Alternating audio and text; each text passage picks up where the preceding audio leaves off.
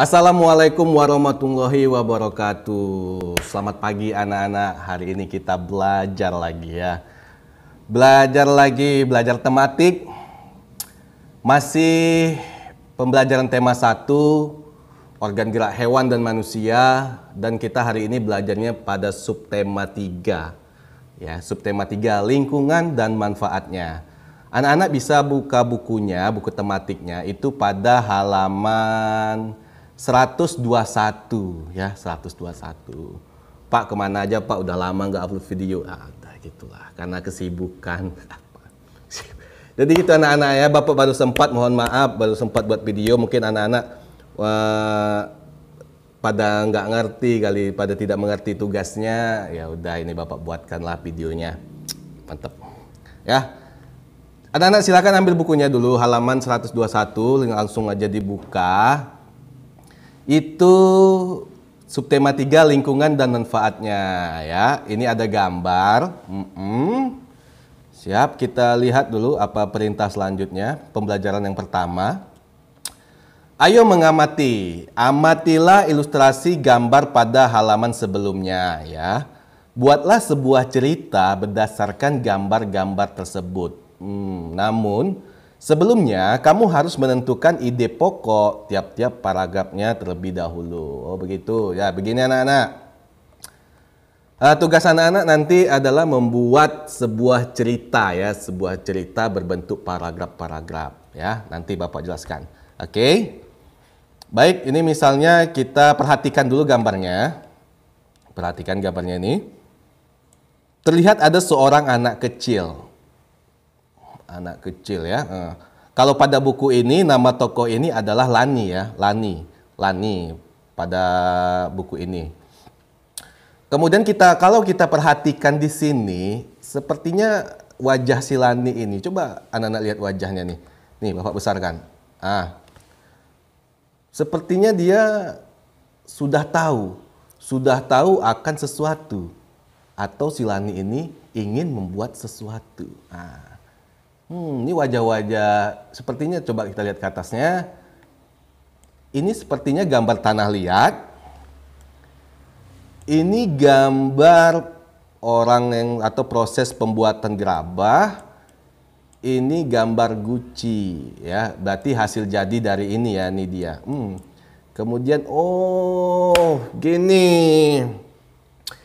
Jadi si Lani ini dia itu lagi berpikir untuk membuat gerabah anak-anak. Wah, mantap. Ya. Jadi anak-anak, tugas anak-anak yaitu membuat cerita berdasarkan gambar ini. Bagaimana ceritanya, Pak? Nah, gitu ya. Sebelum membuat cerita, itu tentukan dulu ide pokoknya, ya. Ide pokok masing-masing paragraf. Untuk ide pokok pada nanti jumlah paragrafnya ini ada 4, ini 1, 2, 3, 4. Ada 4 ya. Ide pokoknya bisa anak-anak catat di buku latihan tematiknya. Ide pokok yang pertama ini adalah Lani mendapat pengetahuan tentang pembuatan gerabah. Itu ide pokok yang pertama ya. Yang untuk gambar ini nih, Lani mendapat pengetahuan untuk membuat gerabah. Itu ide pokok paragraf pertama. Catat ya anak-anak ya. Kemudian catat lagi ide pokok yang kedua. Ini adalah bahan-bahan pembuatan gerabah, ide pokoknya. Sekali lagi ide pokok paragraf kedua, bahan-bahan pembuatan gerabah. Berikutnya, ini kita masukkan sebagai ide pokok paragraf ketiga ya. Ide pokoknya yaitu proses pembuatan gerabah. Proses pembuatan gerabah. Catat itu ide pokok paragraf ketiga. Lanjut. Paragraf keempat ide pokoknya. Ini guci. Ide pokoknya berarti hasil jadi gerabah. Ya, ide pokoknya hasil jadi gerabah. Nah, untuk anak-anak, ide pokok tersebut nanti anak-anak kembangkan menjadi sebuah paragraf ya. Dalam satu paragraf itu anak-anak buat 3 sampai 4 kalimat saja. Berarti nanti jumlah keseluruhannya itu ada 4 paragraf sesuai yang anak-anak catat tadi. Nah, itu dia ya. Lanjut, Pak, dari mana saya mendapat pengetahuan tentang gerabah ini, Pak? Begitu, siap. Nah, silakan anak-anak baca nanti pada halaman 124 sampai dengan 125, 126, 102 sampai 127 ya. Itu ada materi-materi atau bahan-bahan tentang pembuatan gerabah. Anak-anak bisa baca di situ nanti. Nah, setelah itu pasti akan dapat ide untuk membuat sebuah cerita berdasarkan gambar ini, pasti Bapak yakin. Nah, judulnya apa, Pak? Judulnya bebas, yang penting berkaitan dengan isi teksnya ya. Judulnya kan bisa judulnya pembuatan gerabah, bisa judulnya proses pembuatan gerabah, bisa judulnya membuat gerabah, siapa takut. Mantap ya. Begitu boleh. Judul, yang penting judul itu harus menarik sebenarnya, anak-anak. Harus menarik ya kan, agar ada yang mau membaca gitu. Jelas ya? Sekali lagi, membuat cerita berdasarkan ide pokok ini. Ide pokoknya sudah Bapak sebutkan tadi. Anak-anak tinggal merangkainya sebanyak 3 sampai 4 kalimat saja. Ingat tulisannya, bagaimana cara menulis sebuah paragraf itu di video sebelumnya sudah Bapak jelaskan. Bagaimana proses membuat sebuah paragraf, tulisannya itu kalau bisa dibagusin biar Bapak gampang bacanya. Kemudian huruf kapitalnya juga, setelah tanda titik itu huruf kapital ya. Hurufnya jarak-jaraknya juga dirapikan lagi ya, karena ini Bapak menilai isi dan tulisannya begitu ya. Jelas tidak? Ngerti ya? Nah, seperti ini ya, kalau paragraf itu biasanya sedikit menjorok ke kanan seperti ini anak-anak. Kan ini kan rapi ini kan. Bisa tuh. Coba anak-anak buat seperti itu ya. Setelah itu ini nanti dibaca dulu ini di rumah, dibaca dulu.